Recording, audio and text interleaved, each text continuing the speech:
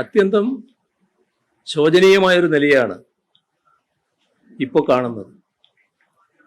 ഇതേവരെ ആരോഗ്യമന്ത്രി ഇവിടെ വന്നിട്ടില്ല, ഇടപെട്ടിട്ടില്ല. ആരോഗ്യമന്ത്രി വരുന്നതിൻ്റെ ഭാഗമായി ഉണ്ടാകുന്ന കാര്യം ബന്ധപ്പെട്ടവരെയെല്ലാം കൂടുതൽ ഉണർത്താൻ കഴിയുമെന്നുള്ളതാണ്. അതിൻ്റേതായിട്ടുള്ള ഇടപെടലുകൾക്ക് സഹായകമാകും. മറ്റു ഭാഗങ്ങളിലേക്കൊന്നും ഞാനിപ്പോൾ പോകുന്നില്ല. പക്ഷേ ഇതൊരു ശരിയായ രീതിയായില്ല. ഈ നിപ്പയുടെ ഗൗരവ സ്വഭാവം എല്ലാവർക്കും അറിയാവുന്നതാണ്.